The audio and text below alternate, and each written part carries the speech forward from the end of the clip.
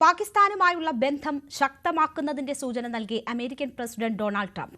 പാകിസ്ഥാൻ പ്രധാനമന്ത്രി ഷഹബാസ് ഷെരീഫുമായും സൈനിക മേധാവി അസിം മുനീറുമായും ഓവൽ ഓഫീസിൽ കൂടിക്കാഴ്ച നടത്തിയ ട്രംപ് മഹാനായ നേതാവെന്ന് അസിം മുനീറിനെയും ഷഹബാസിനെയും വിശേഷിപ്പിച്ചു. അടച്ചിട്ട മുറിയിൽ നിർണായക വിഷയങ്ങളിൽ ചർച്ച നടന്നുവെന്ന് കരുതുമ്പോഴും ഔദ്യോഗികമായി വിവരങ്ങൾ പുറത്തുവിട്ടിട്ടില്ല. ഇന്ത്യ പാക് സംഘർഷം അവസാനിപ്പിച്ചുവെന്ന അവകാശവാദമാണ് തൊട്ടു പിന്നാലെ ട്രംപിന്റെ ഭാഗത്തുനിന്ന് വീണ്ടും ഉണ്ടായത്. ഒരു ഭാഗത്ത് പാക് സ്നേഹം അരക്കിട്ടുറപ്പിക്കുന്ന ട്രംപ് ഇന്ത്യക്ക് മേൽ അടുത്ത പ്രഹരവും ഏൽപ്പിച്ചു. അമേരിക്കയിലേക്ക് ഇറക്കുമതി ചെയ്യുന്ന ബ്രാൻഡഡ് പേറ്റന്റ് മരുന്നുകൾക്ക് 100% തീരുവ പ്രഖ്യാപിച്ചു. ഇന്ത്യൻ സമ്പദ് വ്യവസ്ഥയെ പിടിച്ചു കുലുക്കുന്ന പ്രഹരമാണ് ട്രംപിൽ നിന്ന് വീണ്ടും ഉണ്ടായത്.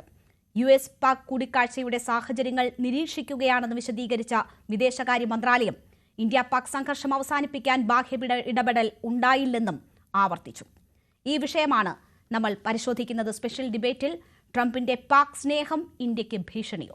ഈ ചർച്ചയിൽ എനിക്കൊപ്പം ശ്രീ PM നാരായണൻ, മാധ്യമപ്രവർത്തകൻ, ബ്രിഗേഡിയർ വേണു നായർ, കരസേന മുൻ ഉദ്യോഗസ്ഥൻ എന്നിവരാണ് ചർച്ചയിൽ പങ്കെടുക്കുന്നത്. ആദ്യം ശ്രീ PM നാരായണൻ, 2019 ശേഷം ഉള്ള ആദ്യ കൂടിക്കാഴ്ച എന്ന് പറയാമെങ്കിലും ഷെരീഫുമായി UN വാർഷിക സമ്മേളനത്തിനിടയിൽ ചെറിയ കൂടിക്കാഴ്ചയുണ്ടായിരുന്നു. അങ്ങനെയാണെങ്കിൽ 3 ദിവസത്തിനിടെ വീണ്ടും നടക്കുന്ന കൂടിക്കാഴ്ചയാണ് പാക് പ്രധാനമന്ത്രിയുമായി ട്രംപ് നടത്തിയിരിക്കുന്നത്. വളരെ ഊഷ്മളമായ കൂടിക്കാഴ്ചയുടെ ദൃശ്യങ്ങൾ പുറത്തുവരുന്നു. എന്തൊക്കെയാണ് ഔദ്യോഗികമായി എടുത്തിട്ടുള്ള തീരുമാനങ്ങൾ എന്നതിപ്പോഴും രഹസ്യമായി തുടരുന്നു. ഈ കൂടിക്കാഴ്ചയെ സംശയത്തോടെ, ആശങ്കയോടെ നോക്കേണ്ടതുണ്ടോ ഇന്ത്യ? വലിയ ആശങ്കയോടെ കാണേണ്ടതായിട്ടില്ല. ഈ UN സെക്യൂരിറ്റി കൗൺസിലിന്റെ സൈഡ് ലൈനിൽ ഇത്തരത്തിലുള്ള മീറ്റിങ്ങുകൾ സാധാരണമായി കാണാവുന്നതാണ്. പക്ഷേ ഈ പാകിസ്ഥാൻ അമേരിക്ക ബന്ധം ഊഷ്മളമാവുന്നത് നമ്മൾ ഈ അടുത്ത കാലങ്ങളിൽ കണ്ടിട്ടുണ്ട്. ആ അർത്ഥത്തിൽ നമ്മൾ അതിനെ ശ്രദ്ധിക്കേണ്ടതായിട്ടുണ്ട് തീർച്ചയായിട്ടും. പിന്നെ എന്താണ് ഈ അടച്ചിട്ട മുറിയിൽ ട്രംപും പാകിസ്ഥാൻ കരസേന ആർമി ചീഫും അല്ലെങ്കിൽ പ്രധാനമന്ത്രിയുമായി സംസാരിച്ചത് എന്നുള്ളതിനെ കുറിച്ച് വ്യക്തമായ ധാരണയില്ല. നമുക്ക് ഇത്രയും കാലത്തെ പാകിസ്ഥാന്റെ ചരിത്രം എടുത്ത് പരിശോധിക്കുകയാണെങ്കിൽ പാകിസ്ഥാൻ IMF നിന്നുള്ള ലോൺ കൂടുതൽ പെട്ടെന്ന് റിലീസ് ചെയ്യണമെന്നുള്ള ആവശ്യം അമേരിക്കയോട് ഉന്നയിച്ചിട്ടുണ്ടാവാം. അല്ലെങ്കിൽ ഇത്തരത്തിലുള്ള പണവുമായി ബന്ധപ്പെട്ട വല്ല കാര്യങ്ങളും ആവശ്യപ്പെട്ടിട്ടുണ്ടാവും. അല്ലെങ്കിൽ അമേരിക്കയുടെ ഭാഗത്ത് നിന്നും തീർച്ചയായിട്ടും 2 കാര്യങ്ങളാണ് പാകിസ്ഥാന്റെ ഭാഗത്തു നിന്നുള്ള ആവശ്യപ്പെട്ടിട്ടുള്ളത്. ഒന്ന്, ഇപ്പം അമേരിക്കയുടെ ഈ ബാഗ്രാം എയർപോർട്ട് തിരിച്ചു പിടിക്കണമെന്നുള്ള വലിയ ആവശ്യം ട്രംപ് ഉന്നയിച്ചിട്ടുണ്ട്. അതായത് അഫ്ഗാനിസ്ഥാനിൽ നിന്നും തിരിച്ചു പോകുമ്പോൾ ഉപേക്ഷിച്ച അമേരിക്കയുടെ എയർഫീൽഡ്, അതിന് ബാഗ്രാം വലിയ ഒരു എയർപോർട്ടാണത്, അത് വീണ്ടും തിരിച്ചു പിടിക്കണം എന്നുള്ള ഒരു തീരുമാനം ട്രംപ് ആവർത്തിച്ച് പറയുന്നുണ്ട്. പക്ഷേ അതൊരിക്കലും തിരിച്ചു കൊടുക്കില്ല എന്ന് താലിബാൻ അസന്നിഗ്ധമായി പ്രഖ്യാപിച്ചിട്ടുണ്ട്. ഇതിനിടയ്ക്ക് ചിലപ്പം ഒരു നെഗോസിയേഷനുള്ള സാധ്യത പാകിസ്ഥാനിലൂടെ അമേരിക്ക ശ്രമിച്ചിരിക്കുന്നുണ്ടാവാം. മൂന്നാമതായിട്ട് എനിക്ക് കാണാനുള്ളത്, അമേരിക്കയ്ക്ക് അറ്റ്ലീസ്റ്റ് ഒരു ഓപ്റ്റിക്സിനെങ്കിലും ഈ ഇപ്പോൾ ഉണ്ടായിട്ടുള്ള പാകിസ്ഥാൻ സൗദി കരാറുണ്ട്. അതിൽ തീർച്ചയായിട്ടും അമേരിക്കയെ മാറ്റി നിർത്തിക്കൊണ്ട് സൗദി അറേബ്യ പാകിസ്ഥാനോട് കൂടുതൽ അടുക്കുന്ന ഒരു പ്രതിച്ഛായ ലോകത്തിന്റെ പല ഭാഗത്തും ഉണ്ടായിട്ടുണ്ട്. അതിനെ ഒരു പരിധിവരെ മറവെക്കാനും ഇത്തരത്തിലുള്ള ഒരു കൂടിക്കാഴ്ചയുടെ ആവശ്യം അമേരിക്കയ്ക്ക് ഉണ്ടായിരിക്കാം. ഇങ്ങനെ നോക്കുകയാണെങ്കിൽ തീർച്ചയായിട്ടും ഇതൊരു more of N optics than actual content. അതുകൊണ്ട് തന്നെ ഇന്ത്യക്ക് വലിയ രീതിയിലുള്ള ഭയപ്പെടേണ്ട കാര്യമൊന്നുമില്ല. അത് തന്നെയാണ് മിനിസ്ട്രി ഓഫ് എക്സ്റ്റേണൽ അഫയേഴ്സ് വ്യക്തമാക്കിയിട്ടുള്ളതും. അതായത് നമ്മൾ ഇത്തരത്തിലുള്ള കാര്യങ്ങൾ നിരീക്ഷിക്കുന്നുണ്ട്. എന്താണ് ഇതിന്റെ ഫലം എന്നുള്ളത് വരുന്നിടത്ത് വെച്ച് കാണാം എന്നുള്ളതാണ് ഇന്ത്യയുടെ നിലപാട്. തീർച്ചയായും പാകിസ്ഥാനുമായി ചർച്ച നടത്തുന്നു എന്ന് പറയുമ്പോൾ തന്നെ ഒരു ഭാഗത്ത് ഇന്ത്യക്ക് മേൽ വീണ്ടും തീരുവ പ്രഹരം ഏൽപ്പിച്ചുകൊണ്ടാണ് ഈ കൂടിക്കാഴ്ച എന്നത് കൂടി ഓർക്കണം. അതിന്റെ വിശദാംശങ്ങളിലേക്ക് നമുക്ക് 2ാം ഘട്ടത്തിലെത്താം. ശ്രീ ബ്രിഗേഡിയർ വേണു നായർ, നമുക്കറിയാം അമേരിക്കയുമായി ഇന്ത്യക്കുള്ള ബന്ധം കൂടുതൽ ശക്തമാക്കാൻ തുടങ്ങിയിട്ട് ഏതാണ്ട് 2 പതിറ്റാണ്ട് കാലമേ ആകുന്നുള്ളൂ. അതിനു മുൻപ് മുതൽ തന്നെ പാകിസ്ഥാൻ അമേരിക്ക ബന്ധം എല്ലാ ഘട്ടത്തിലും എങ്ങനെയായിരുന്നു എന്നത് നമുക്ക് കാണാം.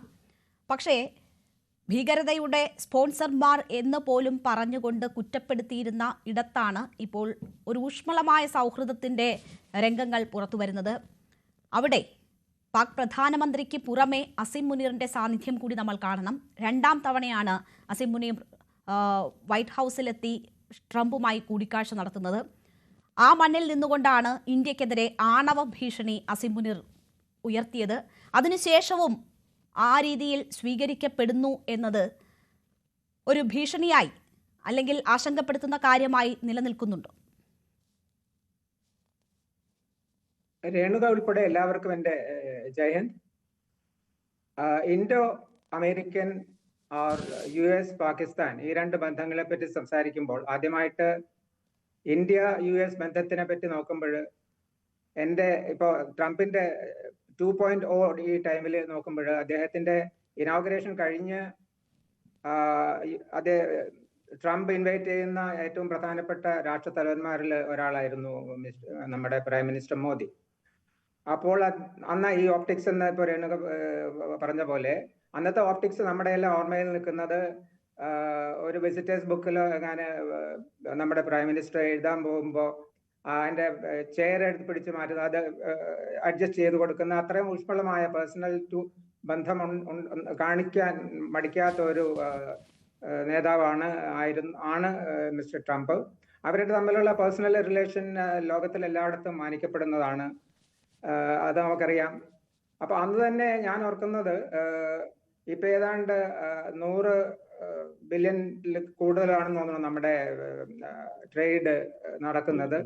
അത് ഇത്ര ചുരുങ്ങിയ കാലത്തിനുള്ള ഒരു 500 ബില്യണിലേക്ക് ഒക്കെ കൊണ്ടുപോകണം എന്നുള്ള രീതിയിലായിരുന്നു ട്രേഡിന്റെ കാര്യത്തെ പറ്റി അന്ന് പറഞ്ഞത്. പക്ഷേ ഓപ് സിന്ദൂറും പഹൽഗാമിന് ശേഷം ഓപ് സിന്ദൂറും ഒക്കെ വന്ന് പിന്നെ ട്രംപിന്റെ ക്ലെയിം ഫോർ നോബൽ പ്രൈസ് ഒക്കെ വന്ന് അങ്ങനെ ഒരു കാര്യം വന്നതോടെ അതും കൂടെ കൂടിയാണെന്ന് തോന്നുന്നു നമ്മുടെ ബന്ധത്തിന് ഒരു ഉലച്ചിലുണ്ടായത്. അപ്പോൾ ആരും വിചാരിക്കാതെയാണ് ഈ 25%, ഒരു ആവറേജ് 16% ആയിരുന്നു നമ്മുടെ ടാരിഫ് ഉണ്ടായിരുന്നത്. അത് ഏകപക്ഷീയമായിട്ട് 25%ലേക്ക് ഉയർത്തി. അത് കഴിഞ്ഞ് റഷ്യയുടെ ഓയിൽ മേടിക്കുന്നു എന്ന് കരുതിയിട്ട് ഒരു പീനൽ ടാരിഫായിട്ട് 25% കൂടെ നടത്തി. അങ്ങനെ 50%. ഏറ്റവും കൂടുതൽ തീരുവ കൊടുക്കുന്ന ബ്രസീലിലും ഇന്ത്യയുമാണ് 50% അവര് ടാരിഫ് ചുമത്തിയിട്ടുള്ളത്. അപ്പൊ അങ്ങനെ നമ്മുടെ ബന്ധം അതുപോലെ വന്നു. പിന്നെയാണ് ഈ പാകിസ്ഥാനുമായിട്ടുള്ള ഒരു അടുക്കല്. അതിൽ എനിക്ക് ഓർമ്മ ഉള്ളത് ട്രംപിന്റെ 1.0 അദ്ദേഹം പറഞ്ഞത്, ഞാനിപ്പോഴും ഓർക്കുന്നു. ഈ പാകിസ്ഥാന് ഞങ്ങള് ഒരു $33 ബില്യൺ സഹായങ്ങൾ ചെയ്തിട്ടുണ്ട്, ഇവരെന്താണ് നമുക്ക് തിരിച്ചു തന്നത്, ഇവരെ പുറകിൽ നിന്ന് കുത്തുന്ന ഒരു രാഷ്ട്രമാണ് എന്നൊക്കെ രീതിയിലാണ് അദ്ദേഹം പറഞ്ഞത്. പ്രസിഡന്റ് ആയതിനു ശേഷം ഫോണിൽ കൂടി പാകിസ്ഥാന്റെ പ്രൈം മിനിസ്റ്ററുമായിട്ട് ട്രംപ് സംസാരിച്ചിട്ടില്ല. അപ്പോ ഈ ഉള്ളൊരു നയമാറ്റം ഇപ്പോൾ പാകിസ്ഥാനെ എന്തിനാണ് ചേർത്ത് പിടിക്കുന്നത് എന്ന കാര്യം ആലോചിക്കുമ്പോഴാണ് ഈ പാകിസ്ഥാൻ ഇതിലേക്ക് അടുക്കുമ്പോൾ ഇന്ത്യ US ബന്ധത്തിൽ എന്തെങ്കിലും മാറ്റങ്ങൾ ഉണ്ടായിട്ടുണ്ടോ എന്ന് ശരിക്കും നമുക്ക് ഇപ്പൊ പറയാൻ പറ്റില്ല. പക്ഷേ ഈ ലക്ഷ്യങ്ങൾ കണ്ടിട്ട് there is an indication that they want Pakistan help rather than India's help എന്നാണ് എനിക്ക് തോന്നുന്നത്. പാകിസ്ഥാനെ പറ്റി നമ്മൾ അറിയുന്നത് 50കളിലാണ് അവര് സിയാറ്റോ സെന്റോ എന്നൊക്കെ രീതിയിൽ ഉള്ള ഒരു ഏഷ്യൻ നാറ്റോവിന് തുല്യമായ സെന്റോയിലും സിയാറ്റോയിലൊക്കെ മെമ്പറായത് പാകിസ്ഥാനാണ്. ഇന്ത്യ അന്ന് ചേരിചേരാ നയത്തിന് അതായിരുന്നു നമ്മുടെ നയം. അത് നമ്മളെ ഏതായാലും ഇത്ര വലിയ രാഷ്ട്രത്തിൽ കിട്ടുകയില്ല. നെഹ്റുവിന്റെ കാഴ്ചപ്പാട് വ്യത്യസ്തമായിരുന്നു. അപ്പൊ സെന്റോയിൽ ഈ പാകിസ്ഥാന് 65ലുള്ള യുദ്ധത്തിന് വേണ്ടിയിട്ടുള്ള സാബ് ജെറ്റുകളും പാറ്റൻ ടാങ്കും എല്ലാം കിട്ടിയത് US നിന്നാണ്. അവർക്ക് എപ്പോഴും ഒരു സോഫ്റ്റ് കോർണർ പാകിസ്ഥാൻ ആർമിക്കും അവർ പരസ്പരം ഒരു സോഫ്റ്റ് കോർണർ പണ്ട് മുതലേ 50s മുതലേ ഉള്ളതാണ്. അപ്പോൾ പിന്നെ ഇന്ത്യയും US ബന്ധത്തിന്റെ അടിത്തറ എന്ന് പറയുന്നത് US ആകട്ടെ ഏറ്റവും പുരാതനമായ ഏറ്റവും പഴക്കമുള്ള ഡെമോക്രസിയാണ്, ഇന്ത്യ ആകട്ടെ ഏറ്റവും വലിയ ഡെമോക്രസിയാണ്. അപ്പോൾ വി ആർ നാച്ചുറൽ പാർട്ട്നേഴ്സ് ആണ്. അപ്പോ അങ്ങനെയൊക്കെ ആയിരുന്നെങ്കിലും 71 വാറിൽ നമുക്കെതിരെ നിക്സന്റെ നമ്മളെ സഹായിച്ചില്ല. ആ കാര്യങ്ങൾ 7th ഫ്ലീറ്റ് ഇന്ത്യക്കെതിരായിട്ട് മൂവ് ചെയ്തു എന്നൊക്കെ വരുന്നു. അപ്പോ ഇപ്പോഴുള്ള നയമാറ്റത്തിനുള്ള കാരണം എനിക്ക് തോന്നുന്നത് എന്താന്ന് വെച്ചാല് ഇൻഡോ പസഫിക്കില് ട്രംപിന്റെ 1.0 നടത്തിയിരുന്ന അതിന് ഇൻഡോ പസഫിക്കിൽ ചൈനക്കെതിരായിട്ട് ഇന്ത്യയെ കൂടാതെ ഒരു മുന്നേറ്റമോ എന്തെങ്കിലും ഒരു പ്ലാനോ ഉണ്ടാക്കാൻ പറ്റില്ല. അതുകൊണ്ടാണ് ക്വാഡ് പോലുള്ള US, ഓസ്ട്രേലിയ, ജപ്പാൻ, ഇന്ത്യയും കൂടെ കൂടിയിട്ടുള്ള ക്വാഡ് അതിന്റെ സമ്മിറ്റ് ലെവൽ വരെ എത്തിയതാണ്. അപ്പോൾ ഇൻഡോ പസഫിക്കിലെ എന്തെങ്കിലും ചൈനക്കെതിരായിട്ട് ചെയ്യണമെങ്കിൽ ഇന്ത്യയുടെ ഹെൽപ്പ് ആവശ്യമാണ്. പക്ഷേ ഇപ്പോ മാറിക്കൊണ്ടിരിക്കുകയാണോ എന്നൊരു സംശയം വരുന്നുണ്ട്.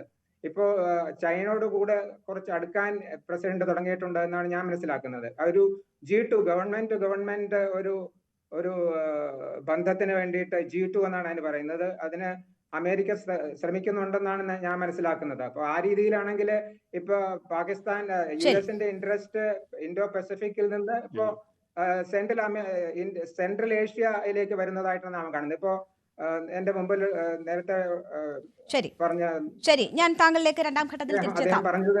ശ്രീ VM നാരായണൻ, നോക്കൂ, ഇവിടെ പലതരത്തിലുള്ള താല്പര്യങ്ങളുണ്ട്. ഏത് രാഷ്ട്രങ്ങൾ തമ്മിലുള്ള ഇടപെടലുകളിലായാലും ധാരണകളിലായാലും ബൈലാറ്ററൽ ടോക്സിലായാലും അവരുടെ രണ്ട് രാഷ്ട്രങ്ങളുടെയും താല്പര്യങ്ങൾ വളരെ പ്രധാനപ്പെട്ടതാണ്.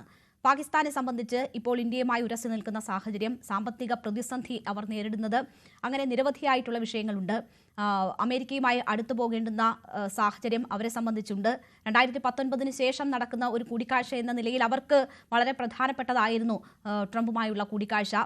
ട്രംപിനെ സംബന്ധിച്ച് നോക്കുകയാണെങ്കിൽ ട്രംപിന് വ്യക്തിപരമായും അല്ലാതെയും ഒക്കെ താല്പര്യങ്ങൾ പാകിസ്ഥാനുമായി ബന്ധപ്പെട്ടുള്ള വിഷയങ്ങളിലുണ്ട്. മിഡിൽ ഈസ്റ്റ് വ്യാപാര പങ്കാളി സ്റ്റീവ് വിറ്റ്കോഫിന്റെയും ട്രംപിന്റെയും പങ്കാളിത്തത്തിലുള്ള ക്രിപ്റ്റോ കറൻസി കമ്പനിയുമായി ബന്ധപ്പെട്ടുള്ള താല്പര്യങ്ങളുണ്ട്. അവിടുത്തെ മിനറൽസുമായി ബന്ധപ്പെട്ടുള്ള താല്പര്യങ്ങളുണ്ട്. എണ്ണ പര്യവേഷണം എന്നത് നേരത്തെ തന്നെ ഇന്ത്യക്ക് ഭീഷണിയായി ഉയർത്തിക്കാണിച്ച സംഭവങ്ങളാണ്. അപ്പോൾ ട്രംപിന് രാഷ്ട്രം എന്നതിനപ്പുറം വ്യക്തിപരമായ താല്പര്യങ്ങൾ കൂടിയാണോ പാകിസ്ഥാനുമായി അടുപ്പിക്കുന്നതിലെ പ്രധാന ഘടകം? ട്രംപിന്റെ എല്ലാ നയങ്ങളിലും ട്രംപ് എന്ന ബിസിനസ്സുകാരന്റെ താല്പര്യങ്ങൾ വളരെ പ്രധാനപ്പെട്ടതാണ്. ഇന്ത്യയുടെ മേൽ അദ്ദേഹം പല താല്പര്യങ്ങളും അടിച്ചേൽപ്പിക്കാനുള്ള ശ്രമങ്ങൾ നടത്തി. ഇന്ത്യ പരിധിക്ക് വരുന്നില്ല എന്ന് കാണുമ്പോൾ ആ ഭീഷണി കൂടുതൽ ശക്തമാക്കുന്നുണ്ട് ട്രംപ്. അതോടൊപ്പം തന്നെ തങ്ങൾക്ക് വഴങ്ങുന്ന രാഷ്ട്രത്തിനുമേൽ തങ്ങളുടെ താല്പര്യം കൂടുതൽ അടിച്ചേൽപ്പിക്കുക എന്ന ഒരു നിലപാടിലേക്ക് ട്രംപ് പോകുന്നതായിരിക്കുമോ? ഇതിലൂടെ നമ്മൾ മനസ്സിലാക്കേണ്ടത് അതാണോ? ഈ കാര്യത്തിൽ നമുക്ക് പാകിസ്ഥാനെയും ഇന്ത്യയും തമ്മിൽ കമ്പയർ ചെയ്യുന്നതിൽ വലിയ അർത്ഥമുണ്ടെന്ന് എനിക്ക് തോന്നുന്നില്ല. ഇന്ത്യ ലോകത്തിലെ ഏറ്റവും വലിയ ജനാധിപത്യ രാജ്യങ്ങളിൽ ഒന്നാണ്. പാകിസ്ഥാൻ ആണെങ്കിൽ ഇന്ത്യയിലെ പ്രധാനമന്ത്രിയും ഇന്ത്യയിലെ ആർമി ചീഫും കൂടെ ഇത്തരത്തിൽ അമേരിക്കൻ പ്രസിഡന്റിനെ കാണാൻ പോവുക എന്നുള്ളത് സാധ്യമല്ലാത്തൊരു കാര്യമാണ്. പക്ഷെ പാകിസ്ഥാനിൽ അങ്ങനെ സംഭവിക്കാം. പാകിസ്ഥാനിൽ അങ്ങനെ പലതും സംഭവിക്കാം എന്നുള്ളത് നമ്മൾ ആദ്യമായിട്ട് കാണേണ്ടത്. പിന്നെ പാകിസ്ഥാൻ അമേരിക്ക റിലേഷൻ എന്നത് കഴിഞ്ഞ കുറെ കാലങ്ങളായിട്ട് നമ്മൾ കണ്ടതാണ്. 40-50 വർഷത്തെ ചരിത്രമുണ്ട് അതിന്. അതിൽ പ്രധാനമായും പാകിസ്ഥാൻ അമേരിക്കയുടെ ഒരു ഒളി പങ്കാളിയായിരുന്നു. അമേരിക്കയുടെ എല്ലാ പദ്ധതികൾക്കും പാകിസ്ഥാൻ അടക്കമുള്ള അമേരിക്കയുടെ നീക്കങ്ങൾക്ക് അമേരിക്കയുടെ നീക്കങ്ങളിൽ പാകിസ്ഥാൻ സഹായിച്ചിട്ടുണ്ട്. ഇതില് ടോക്കൺ ജസ്റ്റേഴ്സ് എന്നുള്ള പറയുന്നതിന് വളരെ വ്യക്തമാണ്. അമേരിക്ക അഫ്ഗാനിസ്ഥാനിൽ നിന്ന് പിരിഞ്ഞു പോകുന്ന സമയത്ത് അവിടെ വലിയൊരു ബോംബ് ബ്ലാസ്റ്റ് ഉണ്ടായിരുന്നു എയർപോർട്ടിന് പുറത്ത്. ആ ബോംബ് ബ്ലാസ്റ്റിന്റെ ആസൂത്രണം ചെയ്ത ആൾ എന്ന നിലയ്ക്ക് ഒരു ഭീകരവാദിയെ പിടിച്ച് അമേരിക്കയ്ക്ക് കൈമാറുന്നതിലൂടെയാണ് ആദ്യമായി ഈ അമേരിക്ക പാകിസ്ഥാൻ ബന്ധം ഊഷ്മളമാവുന്നത്. നമ്മൾ ഇതിന്റെ ഈ ട്രംപിന്റെ രണ്ടാമത്തെ ഫേസിൽ വരുന്ന അവസരത്തിൽ പാകിസ്ഥാനെ സംബന്ധിച്ചിടത്തോളം അവിടുത്തെ മിലിറ്ററി ഓഫീസേഴ്സ് എന്ന് പറഞ്ഞു കഴിഞ്ഞാൽ കമാൻഡേഴ്സ് ഒക്കെ മിലിറ്ററി എസ്റ്റാബ്ലിഷ്മെന്റ് മറ്റൊരു തരത്തിലുള്ള രീതിയിലാണ് പെരുമാറുന്നത്. ഇന്ത്യൻ ഡിഫൻസ് സിസ്റ്റം പോലെ അല്ല. അവർക്ക് അവരുടേതായിട്ടുള്ള സ്കൂളുകളുണ്ട്, അവരുടെ ഹോസ്പിറ്റൽസ് ഉണ്ട്, അവരുടെ റിയൽ എസ്റ്റേറ്റ് ഓപ്പറേഷൻസ് ഉണ്ട്. ഇങ്ങനെ നോക്കുകയാണെങ്കിൽ ട്രംപിനെ സംബന്ധിച്ചിടത്തോളം വലിയ നല്ലൊരു ബിസിനസ് പാർട്ട്ണറാണ് പാകിസ്ഥാൻ ഡിഫൻസ് എസ്റ്റാബ്ലിഷ്മെന്റ് എന്നത്. അത് തന്നെയാണ് ഒരു കാരണം. അങ്ങനെ ചോദിച്ചത് വളരെ കൃത്യമാണ്. അതായത് ട്രംപിന്റെ പ്രൈവറ്റ് താല്പര്യങ്ങൾ ഇതിൽ വർക്കൗട്ട് ചെയ്യുന്നുണ്ടോ എന്ന് ചോദിച്ചാൽ തീർച്ചയായിട്ടും വർക്കൗട്ട് ചെയ്യുന്നുണ്ട്. പാകിസ്ഥാനിലെ മായിട്ടുണ്ടാക്കിയിട്ടുള്ള ഈ ക്രിപ്റ്റോ കറൻസി ഡീൽസ്, അതേപോലെ പാകിസ്ഥാനിലെ മിനറൽസ് അമേരിക്കയ്ക്ക് താല്പര്യമുണ്ട്. സെലൻസ്കിയുടെ പേടിപ്പിച്ചുകൊണ്ടാണ് അവിടുത്തെ മിനറൽസ് എല്ലാം അമേരിക്ക തട്ടിയെടുക്കാൻ ശ്രമിച്ചത്. ഉക്രൈന്റെ റെയർ എർത്ത് മിനറൽസിന്റെ വലിയ ആവശ്യം അമേരിക്കയ്ക്കുണ്ട്, പ്രത്യേകിച്ചും ചൈനയിൽ നിന്നുള്ള ഒഴുക്ക് കുറഞ്ഞതോടുകൂടെ.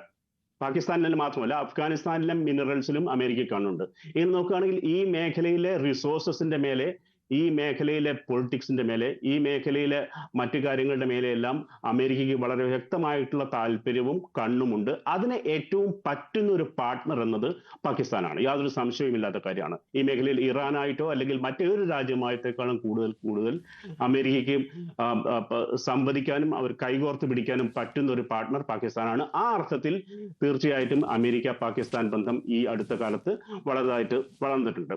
ഇത് ഒരു യൂട്ടിലിറ്റേറിയൻ ആസ്പെക്റ്റിൽ കൊണ്ട് മാത്രം നമുക്ക് കാണേണ്ടതായിട്ടാണ്. പിന്നെ ട്രംപിന്റെ ഇന്ത്യക്കെതിരെയുള്ള നീക്കം എന്നത് അവിടെ ഞാൻ ഇടപെട്ട ഒരു കാര്യം ചോദിച്ചോട്ടെ, ഇപ്പോൾ പറഞ്ഞത് ട്രംപിന്റെ താല്പര്യം എന്നതാണല്ലോ. അപ്പോൾ ട്രംപിന്റെ താല്പര്യം നടപ്പിലാകുമ്പോൾ മറിച്ച് സഹായം ചെയ്യാൻ ട്രംപ് നിർബന്ധിതനാവും. അവിടെയാണ് ഇന്ത്യക്ക് ആശങ്കപ്പെടാനുള്ള ഘട്ടം എന്ന് എനിക്ക് തോന്നുന്നു. കാരണം പാകിസ്ഥാനെ സംബന്ധിച്ച് ഏത് രീതിയിലായാലും അവർ സാമ്പത്തികമായും ആഭ്യന്തരമായും ഒക്കെ ഏതൊക്കെ പ്രശ്നങ്ങൾ നേരിട്ടാലും ഇന്ത്യയെ വെല്ലുവിളിക്കുക, ഇന്ത്യയെ എതിരിടുക എന്നത് അവരൊരു ആത്മാഭിമാന പ്രശ്നമായിട്ടാണ് കരുതുന്നത്. അപ്പോൾ ഏതൊരു ഉപകാരത്തിനും പ്രത്യുപകാരമായി അവർ എന്ത് ചോദിക്കും എന്ന ഒരു ചോദ്യമുണ്ടല്ലോ, അവിടെ ഇന്ത്യക്ക് ആശങ്കപ്പെടേണ്ടുന്ന സാഹചര്യങ്ങൾ സൃഷ്ടിക്കപ്പെടുമോ? ഡിഫൻസ് ഡീലിൽ പ്രത്യേകിച്ചും അമേരിക്കയ്ക്ക് താല്പര്യം ഉണ്ടായിരിക്കും. അത്തരത്തിലുള്ള ഒരു ആശങ്ക, അതാണ് ഇന്ത്യയുടെ ഒരു ഏക ആശങ്ക എന്നുള്ളത്. പക്ഷെ ഇതിനു മുമ്പ് തന്നെ പാകിസ്ഥാൻ അമേരിക്ക പ്രതിരോധ കരാറുകളില്ലെങ്കിലും പാകിസ്ഥാന്റെ പ്രതിരോധ രംഗത്ത് അമേരിക്കയുടെ ഇൻവോൾവ്മെന്റ് വളരെ വ്യക്തമാണ്. F-16 അടക്കമുള്ള വിമാനങ്ങൾ പാകിസ്ഥാനിൽ വരുന്നുണ്ട്. അമേരിക്ക ഒരു തരത്തിലുള്ള സെക്യൂരിറ്റി സിസ്റ്റം അമേരിക്കയുടേതാണ് ഓപ്പറേറ്റ് ചെയ്യുന്നത് പാകിസ്ഥാനിനകത്ത്. ഒസാമ ബിൻ ലാഡനെ അമേരിക്ക 10 വർഷം അഫ്ഗാനിസ്ഥാൻ തിരഞ്ഞു നടന്നിരുന്ന ഒസാമ ബിൻ ലാഡനെ പാകിസ്ഥാനകത്ത് നിന്ന് പിടിച്ചിട്ട് പോലും അമേരിക്ക ഒന്നും ചെയ്തിട്ടില്ല. ഒസാമ ബിൻ ലാഡൻ അഫ്ഗാനിസ്ഥാനിൽ ഉണ്ട് എന്ന ഒരു അസംഷന്റെ മേലെ 20 വർഷം അഫ്ഗാനിസ്ഥാനെതിരെ യുദ്ധം ചെയ്ത അതേ അമേരിക്കയാണ് പാകിസ്ഥാനകത്ത് നിന്നും ഒസാമ ബിൻ ലാഡനെ പിടിച്ചിട്ട് പോലും പാകിസ്ഥാനെതിരെ ഒരു റിയാക്ഷൻ ഉണ്ടായിരുന്നത്. പാകിസ്ഥാൻ അമേരിക്ക റിലേഷൻ എന്നത് വളരെ യുണീക്ക് ആയിട്ടുള്ള റിലേഷനാണ്. അതിന് നമ്മൾ ആ അർത്ഥത്തിൽ തന്നെ കാണേണ്ടതായിട്ടുണ്ട്. അതിൽ ഉപകാരങ്ങളും പ്രത്യുപകാരങ്ങളും അതിൽ ഏറ്റക്കുറച്ചിലുകളൊക്കെ ഉണ്ടായിട്ടുണ്ട്. പക്ഷെ ഇതിനെ നമ്മൾ ഇന്ത്യക്കുമായിട്ടുള്ള ഇതുമായിട്ട് കൂട്ടിച്ചേർത്ത് വായിക്കുമ്പോൾ നമുക്ക് വലിയ വിറ്റുകൾ പറ്റാനുള്ള സാധ്യതയുണ്ട്. ഇന്ത്യക്ക് എതിരെ അനുകൂലമല്ല അമേരിക്ക. നമ്മൾ വളരെ വ്യക്തമായി മനസ്സിലാക്കേണ്ട ഒരു കാര്യമാണ്. ഏഷ്യയിൽ മറ്റൊരു ചൈനയെ വാർത്തെടുക്കാൻ അമേരിക്കയ്ക്ക് യാതൊരു താല്പര്യമില്ല. ഇന്നത്തെ രീതിയിൽ ഇന്ത്യ ഡെവലപ്പ് ചെയ്യുകയാണെങ്കിൽ ചൈനയെ പോലെ തന്നെ വലിയൊരു ശക്തിയായി മാറാൻ ഇന്ത്യക്ക് കഴിയും. ആ ഭീഷണി അമേരിക്കയ്ക്ക് മുന്നിലുണ്ട്. അതുകൊണ്ടാണ് നമ്മൾ നേരത്തെ സൂചിപ്പിച്ച പോലെ താരിഫുകളും അതേപോലെ H1 വിസയ്ക്കുള്ള റെസ്ട്രിക്ഷൻസും ഇപ്പം ഫാർമസ്യൂട്ടിക്കൽ പ്രൊഡക്ട്സിന്റെ മേലുള്ള 100% വർധനവും എല്ലാം നമ്മൾ മുമ്പിൽ കണ്ടുകൊണ്ടിരിക്കുന്നത്. തീർച്ചയായും ഇന്ത്യൻ സമ്പദ് മേഖലയെ പിടിച്ചു കുലുക്കുന്ന ആഘാതങ്ങൾ തുടരെ ഉണ്ടാകുന്നത് ഇന്ത്യയുടെ മുന്നോട്ടു പോക്കിൽ അമേരിക്കയ്ക്കുള്ള ആശങ്ക കൂടി പ്രതിഫലിപ്പിക്കുന്നതാണ്. ഞാൻ 2 അതിഥികളിലേക്കും തിരിച്ചെത്താം ഇടവേളയ്ക്ക് ശേഷം.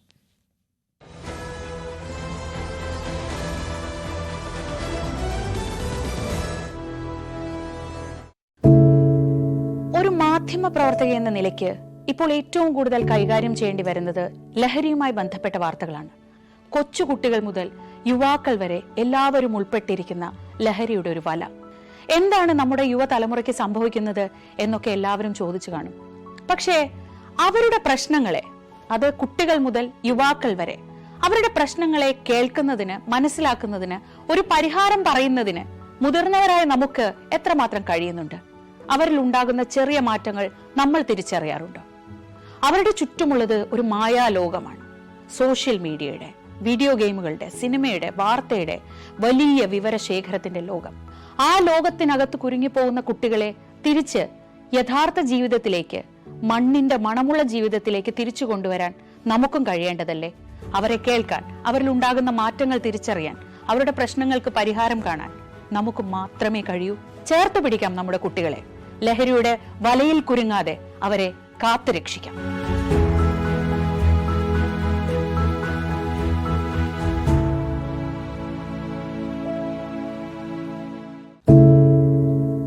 എന്തുപറ്റി നമ്മുടെ നാടിന് എന്ന് ചോദിച്ചു പോകുന്ന കാര്യങ്ങളാണ് ഇപ്പോൾ സംഭവിക്കുന്നത്. എന്തൊക്കെയാണ് നമ്മുടെ യുവതലമുറ തെരുവുകളിൽ കാട്ടിക്കൂട്ടുന്നത്? കൊല്ലാൻ പോലും മടികാട്ടാത്ത ഇവർ സ്വബോധത്താൽ ഇങ്ങനെയൊന്നും ചെയ്യില്ല. നാടിന്റെ അഭിമാനമായി വളരേണ്ട യുവത്വത്തെ ഇങ്ങനെ പോകാൻ അനുവദിച്ചുകൂടാ. നമ്മൾ ഓരോരുത്തരും മാതാപിതാക്കൾ കൂടിയാണ്. നേർവഴിക്ക് നടത്താൻ, തെറ്റുകൾ പറഞ്ഞു മനസ്സിലാക്കാൻ നമുക്ക് കഴിയണം. ഇപ്പോഴത്തെ അക്രമ സംഭവങ്ങളിൽ 99% ലഹരിയുടെ, പ്രത്യേകിച്ച് ഗുരുതരമായ ആരോഗ്യ പ്രശ്നങ്ങളിലേക്ക് ആരംഭിക്കുന്നു.